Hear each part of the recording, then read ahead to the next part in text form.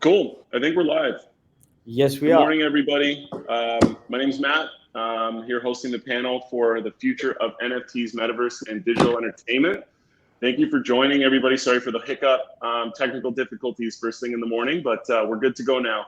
So we're just going to do a quick roundtable to introduce everybody on the chat. So first, Adonis, why don't you give everyone a little background on who you are and what you do?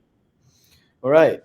Hi, everyone. Really nice to be here, by the way, and really nice to be talking with some really excellent people in the field of the metaverse. My background is in economics and finance. I finished university with a thesis on the efficiency of blockchain markets. I started analyzing cryptocurrencies quite a while ago before at some point I co-founded Renovi because I was really interested into the metaverse and what it can create for the metaverse. And that's about me. Cool. And then what about Renovi? What are you doing at Renovi at the moment? Absolutely. So here at Renovi, what I do is two things. First of all, we have the Renovi Marketplace, which is a niche NFT marketplace for architects and 3D designers. So we want to promote architecture within the metaverse. So we want to create an aggregator marketplace that helps them monetize their designs. And we actually target on certain areas like larger NFT files or more diverse 3D file formats, and even looking at nested NFTs at some point, and API links with the metaverse platforms in order to help architects really build an open and interoperable metaverse. At the same time, what transpired out of what we are creating is NFT Studios, which is a bringing some brands together and some really amazing people that we have under one roof in order to create some of the most amazing designs within the metaverse, but also help them with other metaverse strategies when it comes to NFTs, when it comes to advertising, and understanding the metaverse space in general. So this is what we're doing.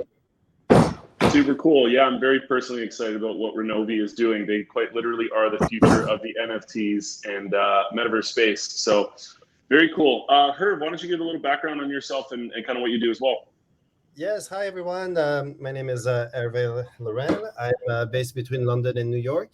I've been in the crypto space since 2013.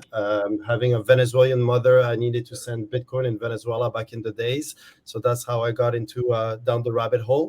Then started to do mining for a few years, and in 2017 got involved with the metaverse with Decentralized. Within two capacities. The first one is had two art galleries within the arts village, and over time I became an advisor of the largest land district within Decentralized. We're also the number one district in entertainment and the number one commercial zone in the space. So over the last 5 years, kind of looking at the transition of traditional businesses going into the metaverse. I was also involved. I was the first 7-digit bid on an NFT. That was the Beeple auction with Christie's in about a year and a half ago. So I got a chance to look at the evolutions of the NFT space from I would say more the art angle. And more recently, about a year ago, I'm an advisor with Horizon Labs. We're mostly known as the tech partner of Bored Ape Yacht Club. So we launched the Ape Coin about a month and a half ago, and also became one of the largest landowner within the Bored Ape metaverse. So right now I'm thinking about how do we go about this new metaverse, which for a very long time Decentraland was the largest market cap when it relates to metaverse, and now with the ApeCoin and the Bored Ape Metaverse, there's some activities within that space. So I'm starting to think about it and how to monetize that piece of land, etc. So excited to speak to you guys about NFT and Metaverse. Super cool. Yeah, we're definitely going to dive into some of the Yuga Labs questions. I'm sure everyone is wondering about that project, including myself. So yeah, great to meet you, Herve. Eric, you're working on something very cool, very futuristic in the metaverse. Why don't you give a background on yourself and what you're working on? Yeah, thank you so much, Matt. Great to be here. I appreciate it. I've been around the block, as they say, pre-NFT, pre-Web3, pre-blockchain. And so I started my career in gaming and financial services. I started many different payment companies, gateways, wallets at the time. Led myself into starting the first cash to Bitcoin network here in the US with MoneyGram when Bitcoin was $1. That company was acquired by Brock. We started the first payments company here called GoCoin. First Dogecoin payment processor. Yes. Wow. And Super cool. and Litecoin as well. First to the market. Thank you. And then after that, I had an opportunity to work with. I've worked with many amazing visionaries and talents over the years. I don't have a bored ape, but I definitely have ape mentality. And so I was working with Halsey Minor, who's the co-founder of Salesforce, founder of VNet, CNET, quite the character. Love Halsey, and helped him start BitReserve, which is now called Uphold. Help with their licensing, payment modules, architecture. And then around that same time, I got the opportunity to be part of the founding team at Changely, and was CEO at Changely for many years. Sorry if everybody here is NFT and JPEG. Changely was there from the beginning to do swaps and support many of the wallets. Many of the wallets, I spent about 7 years building that partner network. Exodus, Engine, Coinami, BRD, Ledger, Trezor, you name it. If they're doing swaps within their wallet, they're probably using our API. So that business was a bulk part of my career. Built that into a unicorn company. Left about, I'd say, over 18 months ago, almost 2 years ago now, to pursue an idea that I've had burning in my brain for 8 years, and that's Canada. And to start the world's cannabis DAO and to harness plant medicine, plant power to create a more biophilic ecosystem. So Canada is something that I'm now focused on with some core executives, which is wonderful. I have a small family office that I'm a partner in myself as well.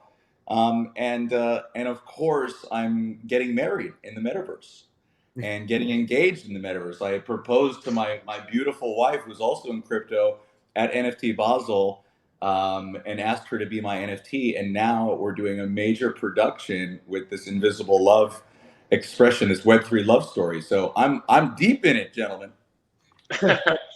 Definitely so. Yeah, I think we should definitely talk about the Decentraland wedding that you guys are planning along with Tally there. It looks like a very interesting and forward-thinking idea. So it sounds pretty cool to me. Very quickly, I'm not going to give a full background on myself, but I work at GDA Capital. I work really closely with Tally. We essentially founded a new Metaverse advisory that is very closely tied and working with Metaverse Group now as well. So we currently work with brands, giving them essentially an on-ramp to Web3 technologies. So anyone from an institution to a franchise to a small boutique brand, if they're essentially looking to do an NFT drop, buy Metaverse land, build an activation in the Metaverse with their own virtual store, we can essentially help you do all of that. So it's pretty exciting for us. We're sort of at the ground level of the Metaverse space, and GDA Capital and Metaverse Group are really at the forefront of that, using blockchain expertise and experience to really help brands on-ramp to these new technologies. For Herve, I was very curious to learn a little bit about more the Horizon Labs project that you're working with. Looking at the website, you guys are working with everyone from 11 Miami to the Bored Ape Yacht Club. So really curious to just hear a little bit about how like 11 Miami will sort of be at the front of like these Web3 technologies, what you guys might be doing with them if you are able to say it. And then would love to hear a bit about the Yuga Labs drop as well. Yeah, so you know the way that Horizon Labs and the reason why I was motivated and by the founder of this project and why I came on board to help them out. First, they had created their own layer one blockchains, their privacy platforms called Horizon, the Zen token, ZEN. You guys probably saw Barry Silver being a big fan of that token, keeping up tweeting about it. DCG is a big supporter of it. It's also one of the only tokens that is both listed on Coinbase and at the same time on the stock market with the Grayscale Horizon Trust. So kind of having a double stamp of approval for a privacy platform, which is A lot of people didn't think privacy platforms could have been approved before many other type of coins.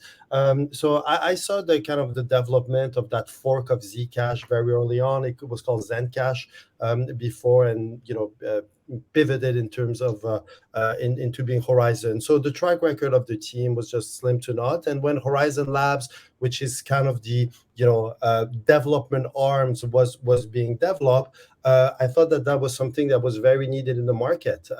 There's a lot of VC money, there's a lot of capital that needs to be put to work. But in terms of having a one-stop shop that can launch a project from A to Z, I didn't know anybody doing something like that at a very high level with the track record of having their own layer one.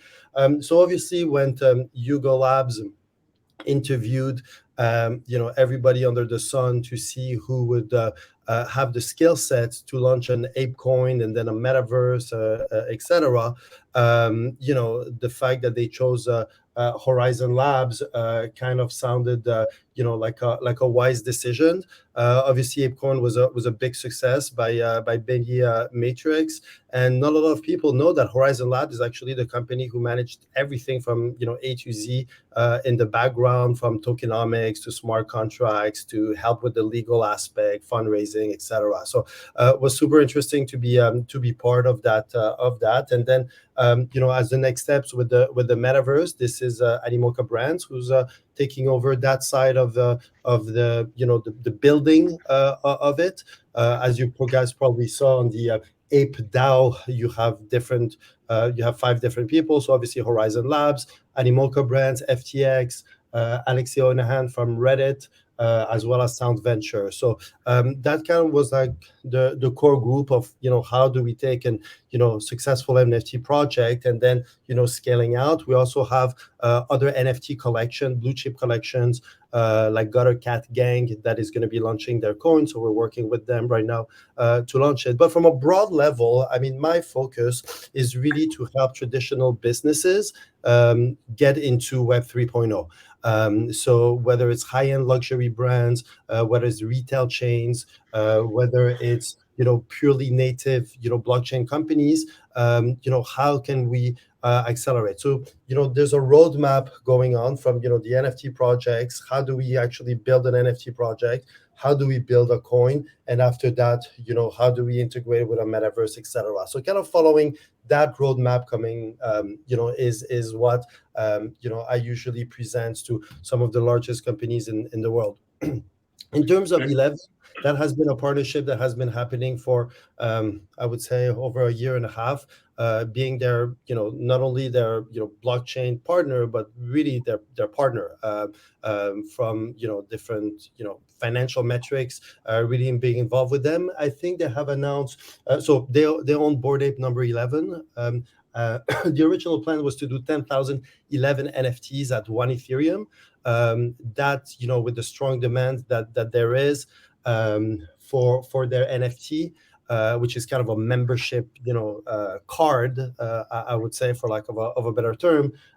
There's going to be 1,000 NFT being released at 3 Ethereum each, and then following, after that, several other releases. So you can imagine there's a whole roadmap with perks for every NFT holders of 11, and I believe that this is going to be the blueprint to create these membership program, a little bit like you have your American Express Platinum Cup that has membership. Would like to be on the forefront of the memberships, whether it's for nightclubs, whether it's for other organizations. But we believe that the world is going towards that direction, and I think 11 is going to be a very interesting case study, and by many metrics already a successful case study in terms of putting it in Web 3.0.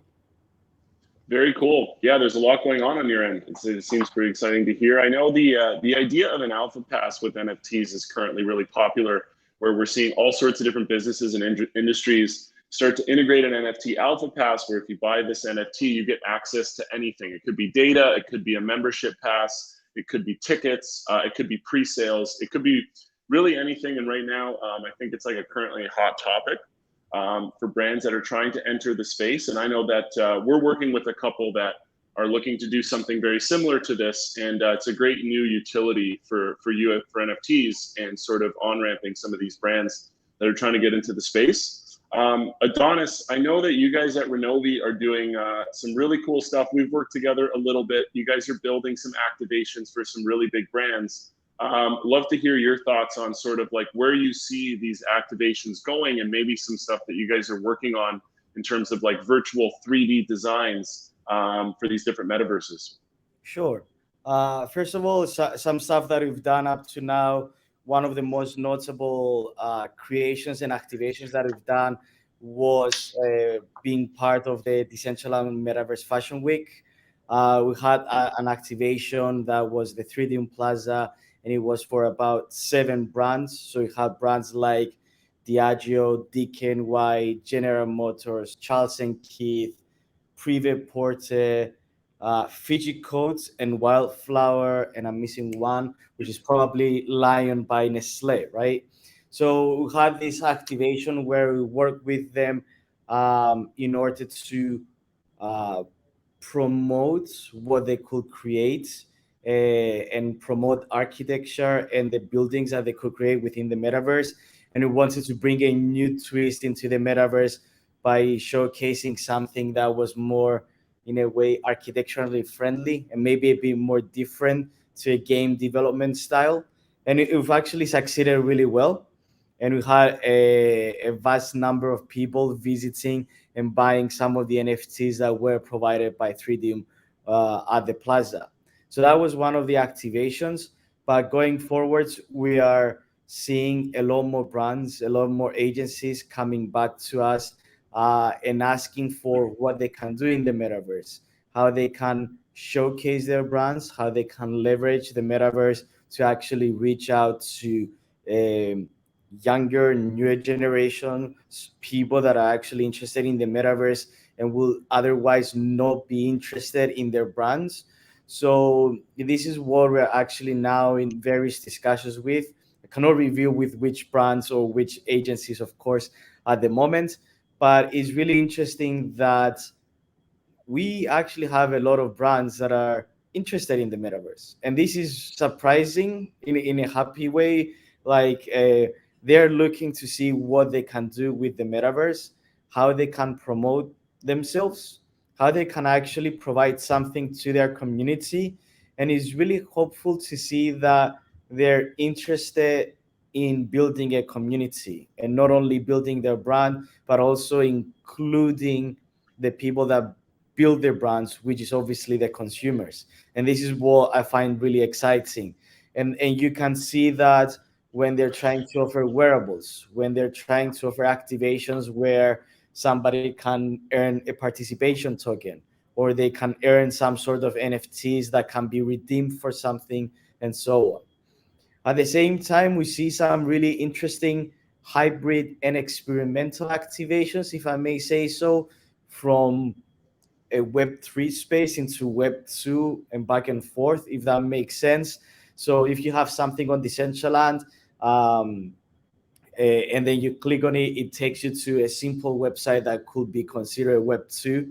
So we see that as well. And that's, I believe, the initial starting point as to how brands are going to start interacting with Web3 and Web2 and the metaverse in general until they move into better integrations or more demanding integrations, more inclusive integrations, if I may say so. So this is what we're doing right now. Yeah. Very cool. Yeah, there's definitely the general theme around anything to do with blockchain technologies is there's typically a lot of friction for brands or industries that are not familiar with the technology and trying to figure out how do we really utilize this, how do we onboard to it. And that's why we're seeing, a lot of us, we do a lot of the same sort of thing where we act a little bit like an accelerator, trying to help these brands get into it, to navigate this space. And it makes a lot of sense to sort of build businesses around this because there is a huge need for it. What I really like about the Renovi platform, thinking of like the future of NFTs in the metaverse is that essentially everything in a metaverse is an NFT. So it's all backed by the same token technology. And what the Renovi platform does is it acts as a marketplace for not only these buildings, but it could be for anything else within a metaverse. So whether it's shoes, wearables, whether it's a car like in Wilder World where you can literally drive a car that is an NFT, your marketplace literally has all of this there to purchase. And essentially, if you buy a house in a metaverse, you can go up to your marketplace, buy that NFT. You now own that house. You can install it on your land. And then if you want to sell that house in a year's time, you can essentially relist that NFT and now sell that property once again on a secondary market like Renovi. So I think the concept is pretty cool. And yeah, I'd love to hear your sort of thoughts on sort of that strategy. Exactly. So what I usually describe it with, and this is probably my gamer side coming into this, is we took the Sims. Everybody probably has played Sims over the years, one way or another. And most of us used to spend so much time on building their dream house, right? And you used to spend so much time in buying the correct furniture, in buying the correct building, and so on. So we took that model and we put it on steroids, the way I describe it. And now the whole metaverse is your Sims and is your gameplay, right? And what we're creating is the general marketplace for every metaverse platform. We are starting with architecture, which is just one really niche part of this, for example.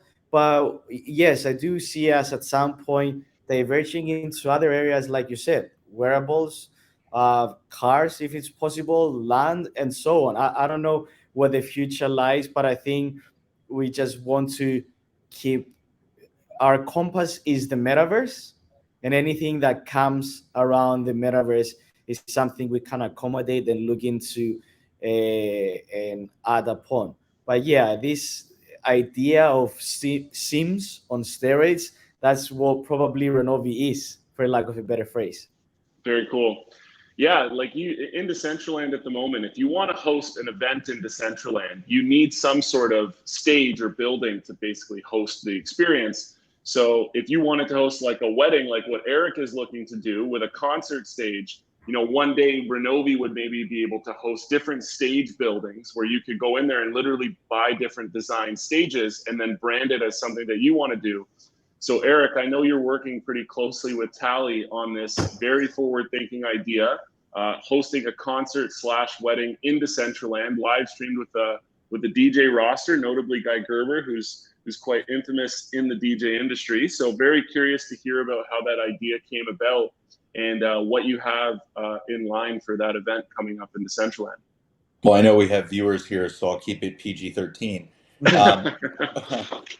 But the idea came about as I was driving my car through Mojave Desert alone in 100-degree heat, and you know, it just so happened that one of Guy's new songs came on. I'm like, all right, I get the vibe. And then I kind of looked at my phone, and something was there on like a full moon, and I checked the calendar just a couple months ago. I checked the calendar, like, okay, well, when is full moon? I'm like, oh shit, and it's a lunar eclipse. This is a perfect. So at that moment, I reached out to Tavi, and I'm like, all right, you know how I engaged in Miami? I got engaged at the NFT Basel event. Let's do that properly now. Let's have an engagement party. Let's celebrate love. Let's really showcase how we can connect love, technology, and nature together to really create something powerful, and bring some really quality people together in the metaverse to celebrate that. And so, Invisible Love is kind of that Web3 love story that we're angling for. We're really starting to create a nice little storyline, which I think is going to be really cool for the community. You know, with going through all the different motions and all the different industries over the past few years, you know, I've definitely been through a lot, seen a lot, and definitely want to make sure that people are know who we are and are able to follow our journey. And that's the whole cool thing about, you know, tapping into NFTs and access, and, you know, creating those additional not only additional revenue streams, but also additional streams of communication and connection, which is super powerful, and ways we're connecting with people around the world that we've never even before thought possible, leveraging technology like NFTs, like tokenization. And so to really express and showcase innovation in a way that harnesses something powerful like love is pretty cool for me, because I've done a lot, and whenever I enter the realms of something new and exciting, that nobody's done before or nobody has the huevos to do,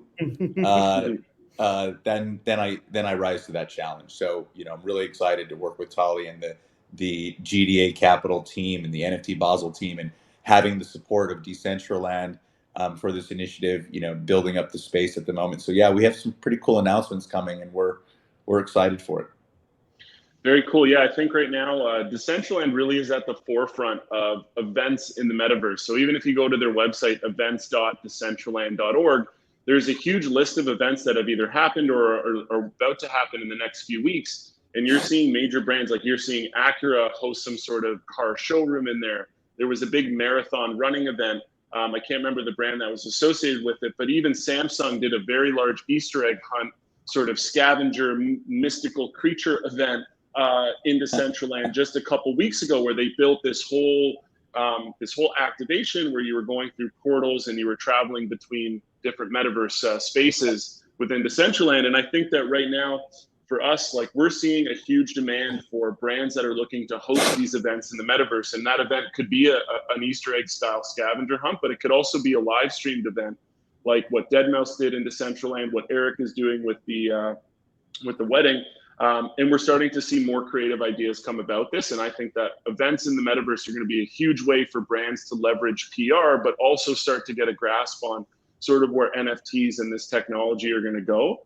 And I'm kind of curious, Herve, I'm not sure how much you're able to speak on it, but the new Bored Ape Yacht Club Metaverse, other side, very curious to hear if there's any sort of brands in the works to do activations over there. Obviously, it's still very early in its development, but I'm sure there are really big plans on the lineup for that metaverse to compete with something like Decentraland and obviously Sandbox as well.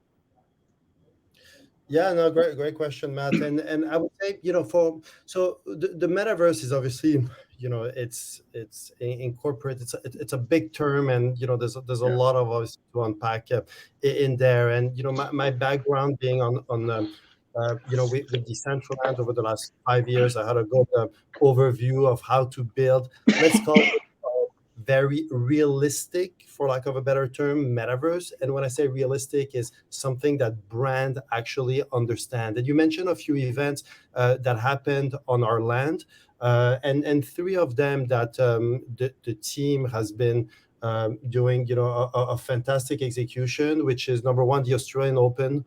The Australian Open partnership that happened in I believe it was 100 parcels of our land, that ended up with a Steve Aoki closing party.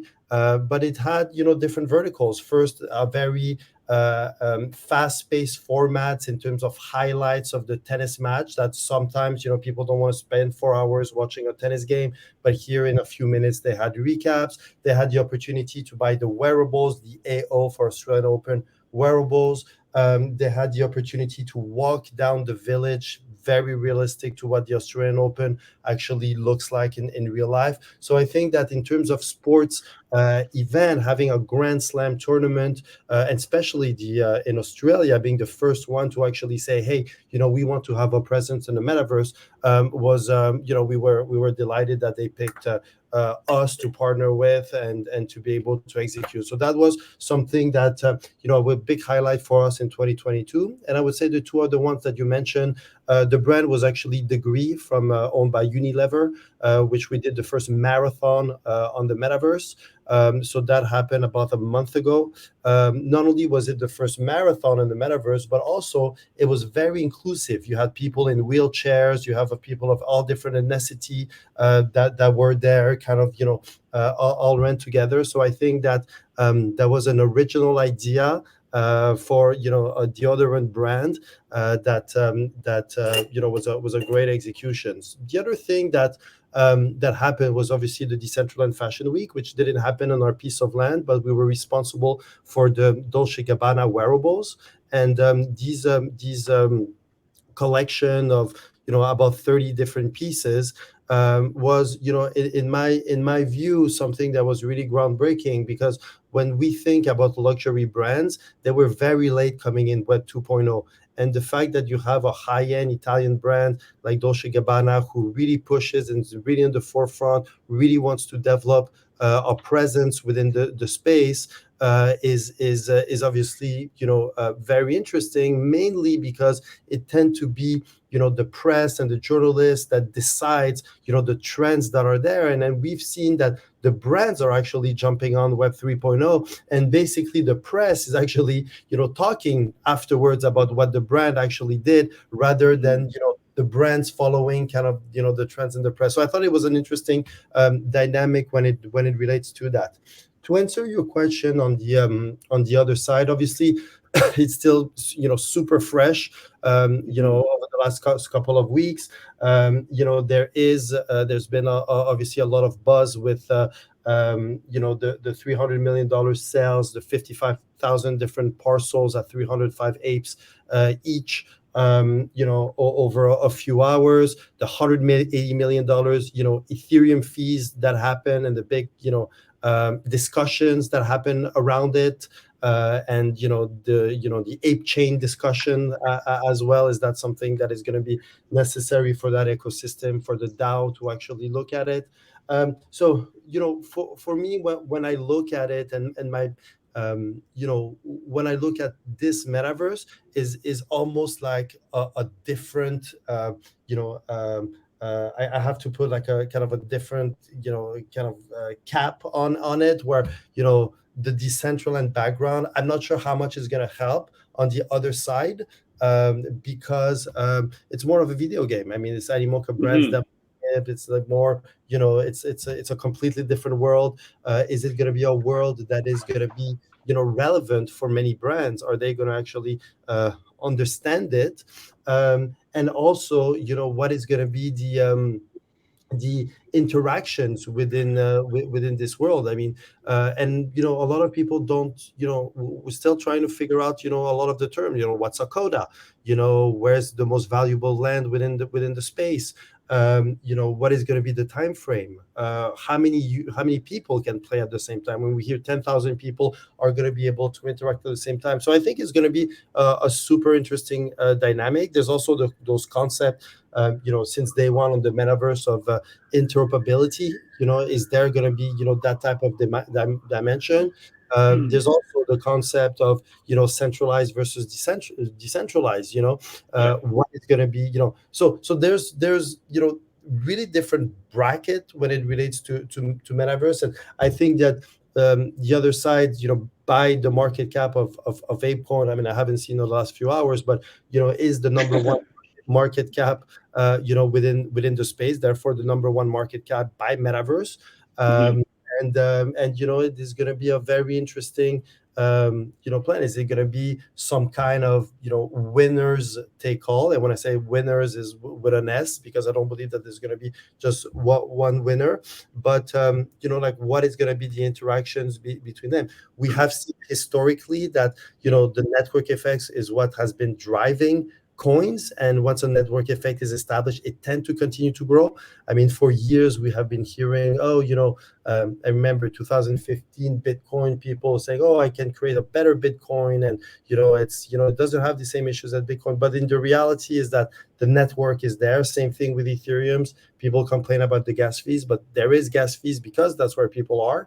It's easy not to have gas fees when nobody goes onto your blockchain. So I think that these are going to be the questions coming up. But I think also that you have the potential, and I think when it relates to the job that Yuga Labs has been doing and their roadmap, etc., that this has never been done before. I mean, I remember 6 months ago when I was talking about the ApeCoin and kind of the idea and the plan, people were like very, very pessimistic about it. They're like, a Bored Ape owner, they're going to receive 10,000 ape coins. They're going to dump it in the market. Nobody's going to want it. This is going to be, it's going to be worth a few cents. there's no potential already. NFTs, like there was so many pushback towards it that and by the way, the market condition when it was released, war in Europe, Bitcoin under 40,000, which sounds pretty good right now, but it was under. It was not a good environment. And when I talk to people within the business, they're like, yeah, kind of get it, what you guys are doing. It's kind of cute, but there's no liquidity right now for these type of things. And besides that, it shot up directly to 28th market cap, up to $25 billion. So I feel that it's a brand new world that is happening right now, and it's about those communities that are being built, and often it's very counterintuitive what is successful within the space itself. So do I believe the other side because of it's almost like each time that somebody went on the other side of Bored Ape is like going on the other side of Elon Musk. You might have all the rational in the world, but at the end you got burnt. So I think that there's a lot of PTSD happening, and just there's a moment where you're like, well, this is going to be the Star Wars franchise of Web 3.0, and maybe it's going to be there for the next 30 years and continue to grow in a healthy way. Yeah, absolutely. I think right now, even just when the term metaverse comes up, trying to find a segue into this last point for our talk here with digital entertainment, the term metaverse is very broad, actually, where it can mean a couple different things, more than a couple actually. Where for example, Decentralized right now is really a web-based metaverse where you can go on a website, you can log in, you're controlling an avatar with your computer. But there's also the VR style metaverse where you put on the Oculus and you're within some sort of world, you're using controls and you're really in this 3D space. But then there's also augmented reality, where even Snapchat currently they're working on some development where if you hold up your phone along the streets of like Manhattan, you're going to start to see these digital augmented reality, like sort of text that comes up in front of the building. So you can get almost Yelp reviews as you're looking at certain stores. And then there's also metaverses where we're seeing people in real estate that are trying to figure out how do I create like the showroom that they use currently, which is called like Matterport, which is like a 3D camera experience of an apartment. How do we like put that into a screen where somebody could go in the middle and then like be in the middle of all of this? So, the term metaverse is really broad. I think that the idea of digital entertainment and metaverse really is like the next evolution of sort of Instagram or sort of technology, TikTok, whatever it may be. And I think we have only like a few minutes left, but I'd like to just maybe open to the floor what you guys think of these different styles of metaverses. Maybe you guys have some cool alpha in the back of your heads of some brands that are working on something cool. But in the last couple minutes, why don't we finish off with that? Sure. That's such a broad. By the way, it's like if you give us a couple of minutes, we could spend hours on this topic. I think there's some really interesting streets and districts in Decentralized. I'll tell you, you have to be 18 or older to access them, though. Well, I guess what I will say about the metaverse, you hit the nail right on the head. It's such a big term, and it captures everything. And then if you start thinking of what makes the metaverse as well, it's not even one technology. You have AR, you have VR, mixed reality, 5G, blockchain, AI, machine learning. Everything comes together to actually make the metaverse, right? So, and then you have the open and the closed metaverse. So more jargon into the loop, for everyone to get their heads around. The thing is, I believe the metaverse is here to stay because, like, it is part of the Web3 and is part of the evolution of the internet, for a lack of a better phrase.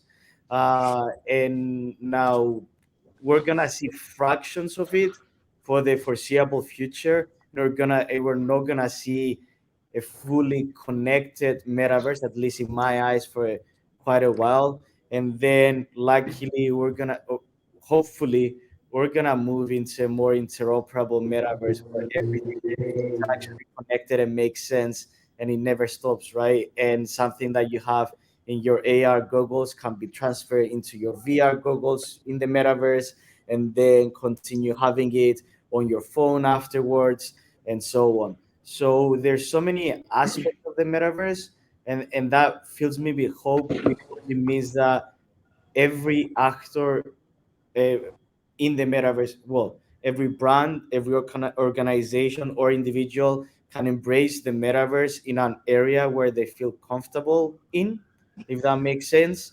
and they can all work on the metaverse.